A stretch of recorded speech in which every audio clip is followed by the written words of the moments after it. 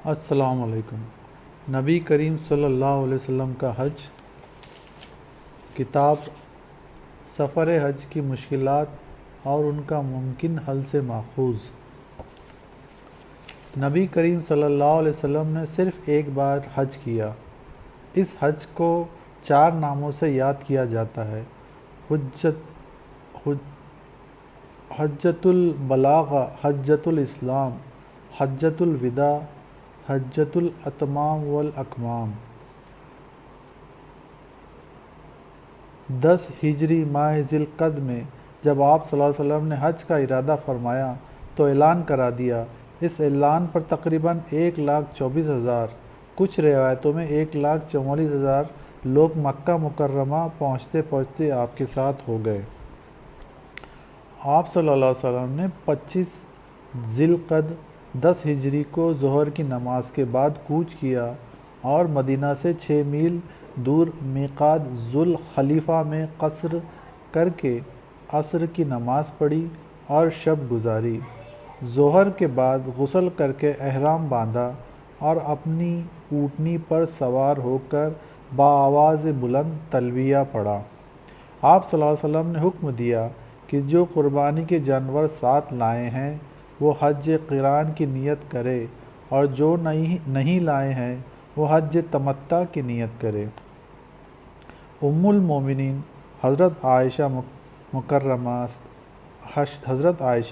مکہ مکرمہ سے 12 میل کی دوری پر حج سے پہلے ہی حائضہ ہو گئی۔ آپ نے حضرت عائشہ کو حکم دیا کہ عمرہ کا احرام اتار دو اور حج کا احرام پہن لو، اور طواف زیارت کو چھوڑ کر سارے ارکان ادا کرتی رہے۔ حضرت عائشہ نے عمرہ کا احرام اتارنے کے لیے سر کھول کر کنگھی کیا اور پھر حج کا احرام باندھ لیا۔ حج کے بعد پھر آپ نے تنعیم سے عمرہ کا احرام باندھ کر چھوٹے ہوئے عمرہ کو دہرا لیا۔ بہت سے لوگ حضور صلی اللہ علیہ وسلم کے ساتھ پیدل سفر کر رہے تھے، اس لیے یہ سفر 9 دن میں طے کیا۔ راستے میں آپ صلی اللہ علیہ وسلم کا سامان سے لدا ہوا اونٹ کھو گیا مگر بعد میں پھر مل گیا۔ راستے میں کسی بیماری کے سبب آپ صلی اللہ علیہ وسلم نے سر میں پچھنے لگوائے، فاسد خون نکلوایا۔ 4 ذی الحجہ کو مکہ مکرمہ میں دن کے وقت داخل ہوئے۔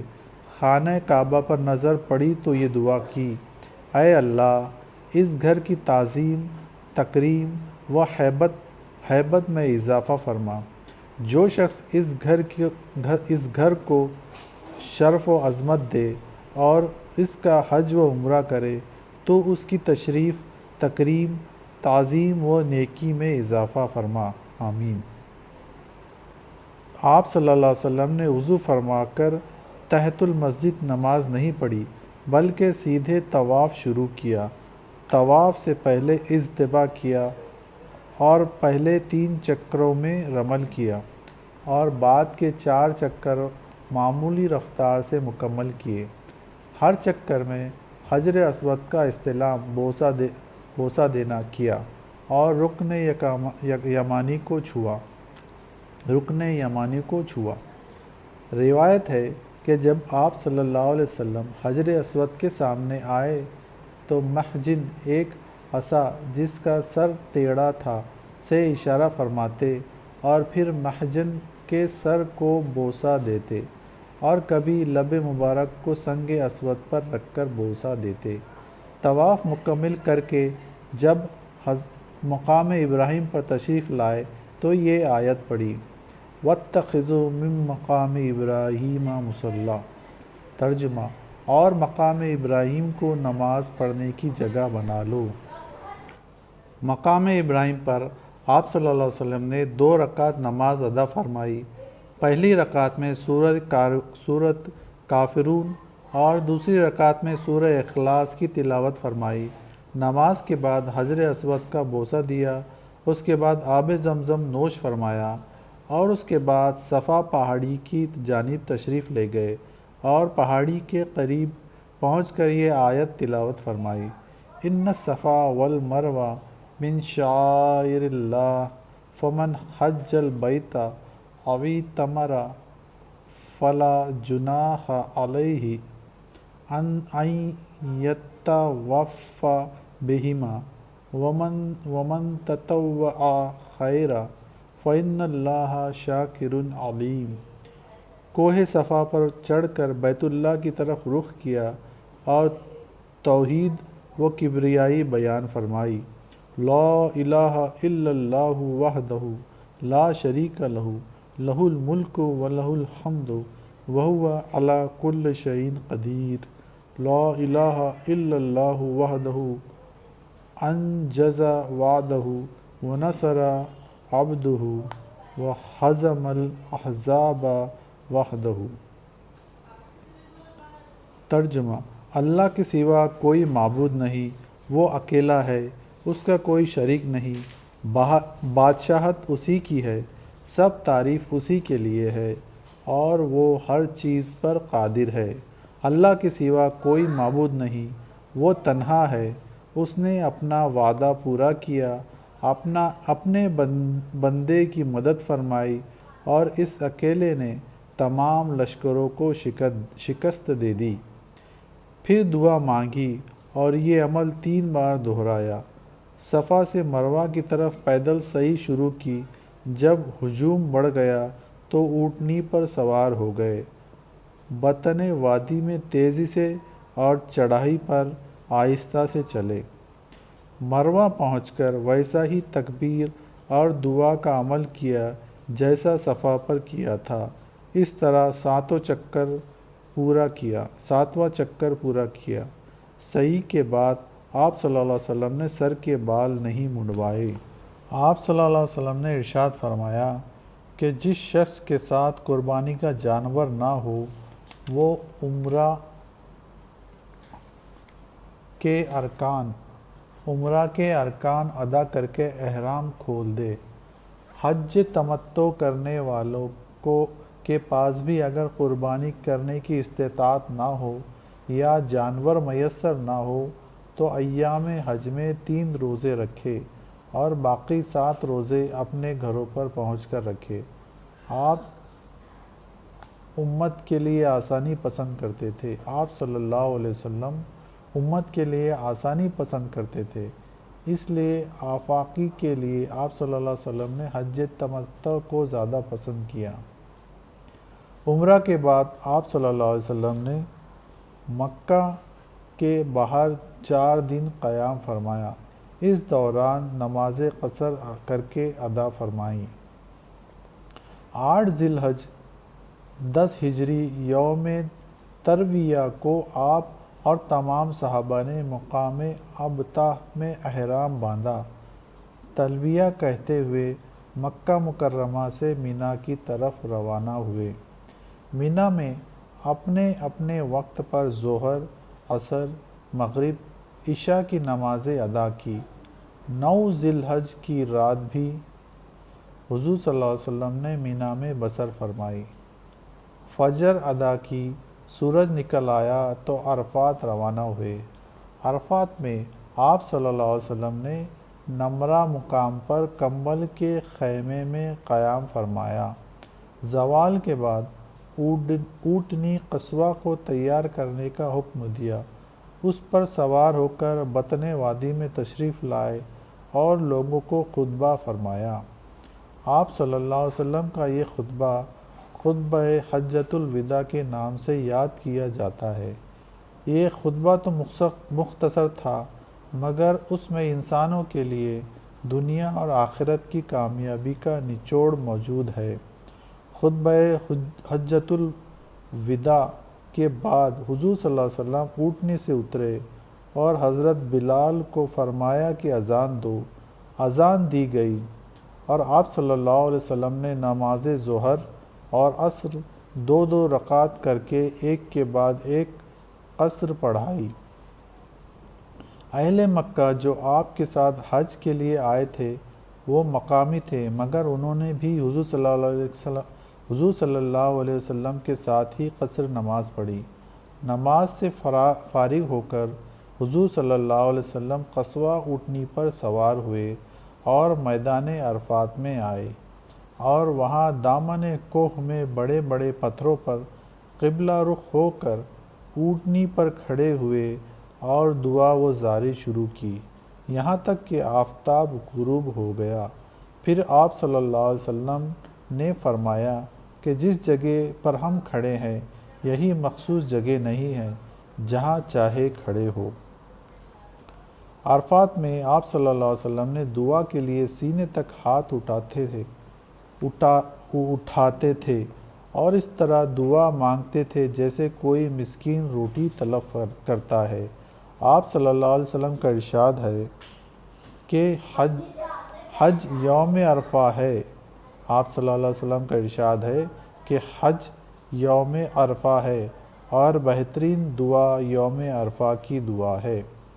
غروب آفتاب پر آپ صلی اللہ علیہ وسلم مزدلفہ کے لیے روانہ ہوئے اور اسامہ بن زید کو قصوہ اونٹنی پر پیچھے سوار کر لیا اور اونٹنی کے آہستہ چلانے کے لیے مہار کھینچے رکھا، اور راستے میں آپ صلی اللہ علیہ وسلم لوگوں سے فرماتے تھے، اے لوگو آہستہ چلو، دوڑنا ٹھیک نہیں اور بھاگ دوڑ پرہیزگاری کے خلاف ہے۔ آپ صلی اللہ علیہ وسلم ایک راستے سے عرفات گئے اور دوسرے راستے سے آئے۔ راستے میں آپ صلی اللہ علیہ وسلم تلبیہ فرماتے رہے۔ راستے میں آپ صلی اللہ علیہ وسلم نے استنجا کیا اور وضو کیا، مگر مغرب کی نماز کے لیے نہیں رکے۔ مزدلفہ میں آپ صلی اللہ علیہ وسلم نے 10 ذی الحج کی رات مشعر الحرام کے پاس قیام فرمایا اور فرمایا کہ پورا مزدلفہ وقوف کا مقام ہے سوائے بطن محشر کے۔ مزدلفہ پہنچ کر پھر وضو کیا اور ایک اذان اور 2 اقامتوں کے ساتھ مغرب اور عشاء کی نماز جمع کر کے عشاء کے وقت ادا فرمائی۔ نماز قصر کی اور دونوں نماز کے درمیان کوئی نماز نہیں پڑھی گئی، البتہ برابر لبیک کہتے رہے۔ رات بھر آرام فرمایا، حتیٰ کہ معمول کی تہجد کے لیے بھی بیدار نہیں ہوئے۔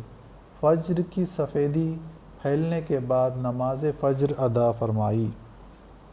صبح کی نماز کے بعد اللہ تعالیٰ سے پھر مظلوم و ظالم کے بارے میں دعا دہرائی جو قبول ہو گئی، اور آپ صلی اللہ علیہ وسلم کے چہرے پر تبسم کے آثار نمایاں ہوئے۔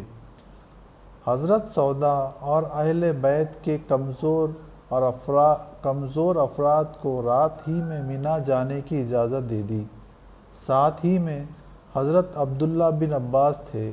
نماز فجر کے بعد قصوہ پر سوار ہو کر شعر حرام کے پاس خوب روشنی پھیلنے تک قبلہ رخ ہو کر تسبیح و تہلیل، تکبیر اور دعاؤں میں مشغول رہے۔ طلوع آفتاب کے بعد مزدلفہ سے مینا روانہ ہوئے۔ آپ صلی اللہ علیہ وسلم جمرہ عقبہ بڑے شیطان تک برابر تلبیہ کہتے رہے۔ ہجوم بہت زیادہ تھا۔ آپ صلی اللہ علیہ وسلم برابر لوگوں کو آہستہ چلنے کی تلقین فرماتے رہے۔ بطن محشر کو چھوڑ کر آئے تو رمی کے لیے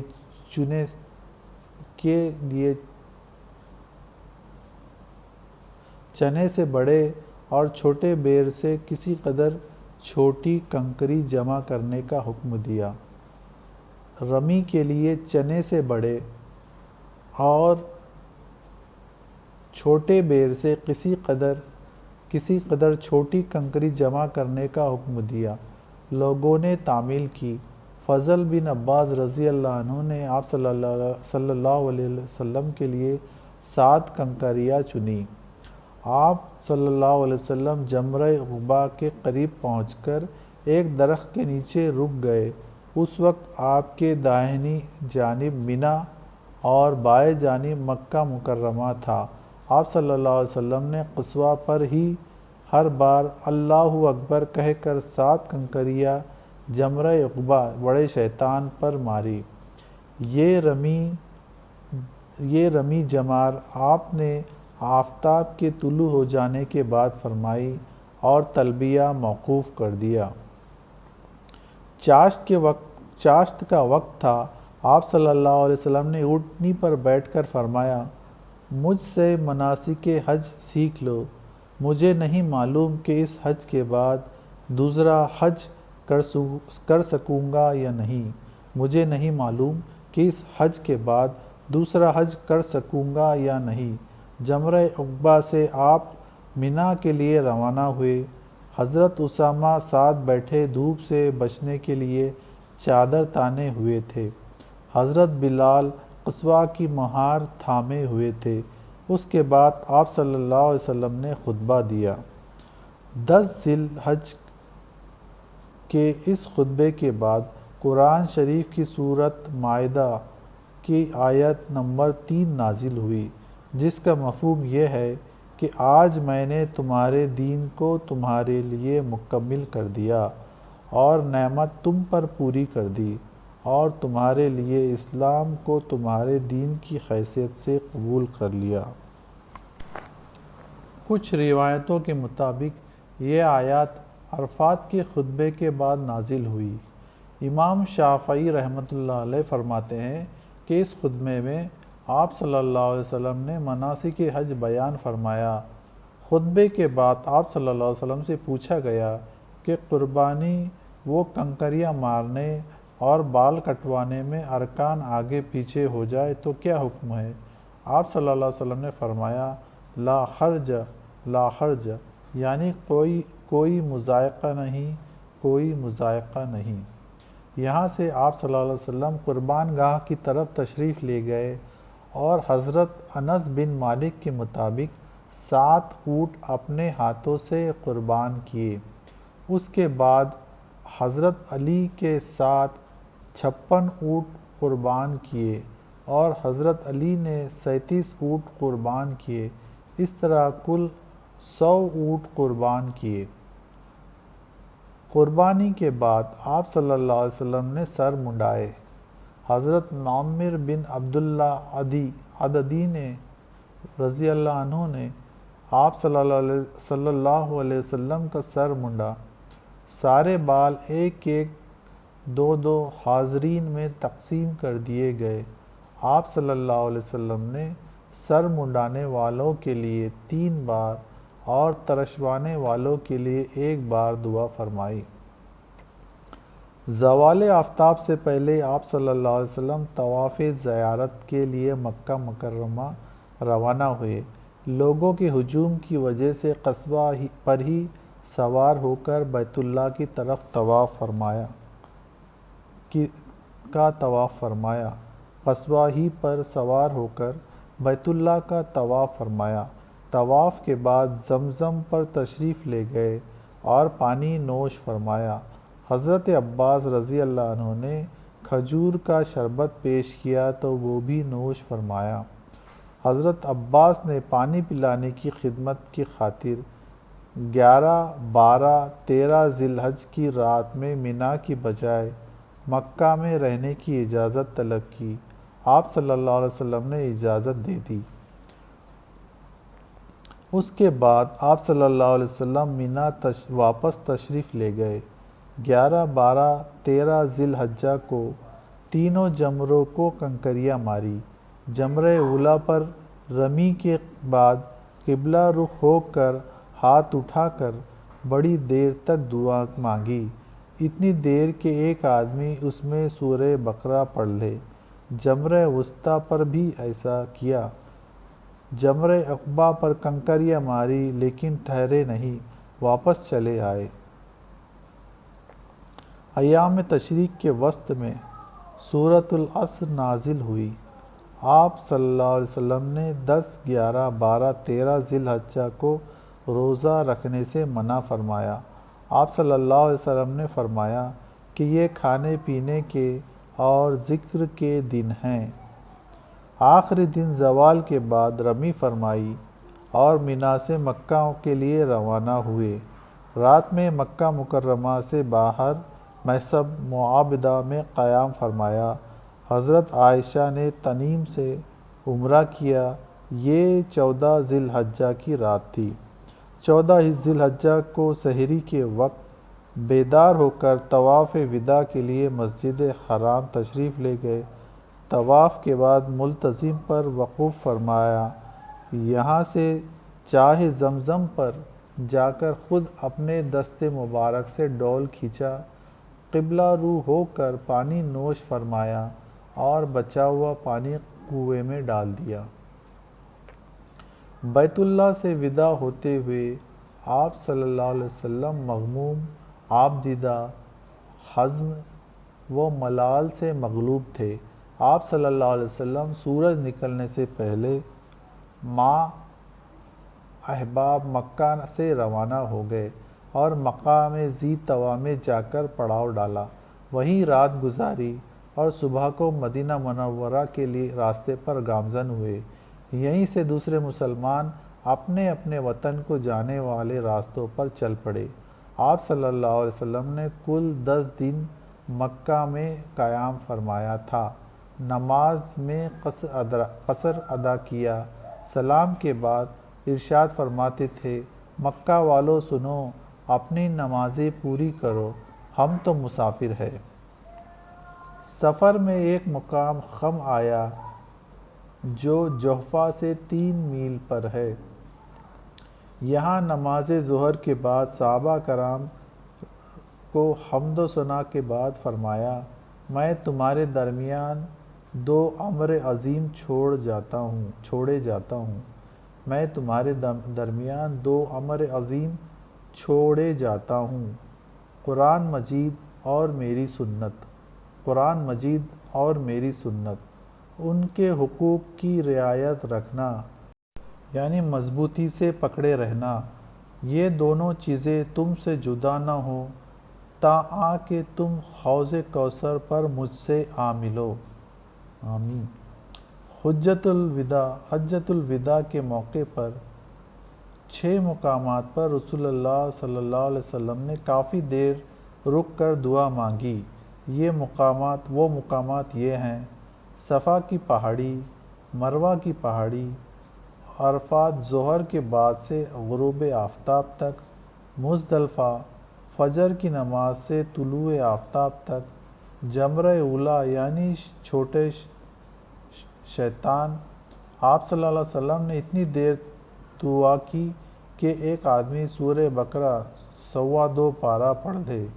جمرہ وسطیٰ یعنی درمیانی شیطان، یہاں پر بھی آپ صلی اللہ علیہ وسلم نے اتنی دیر دعا کی کہ ایک آدمی سورہ بقرہ مکمل پڑھ لے۔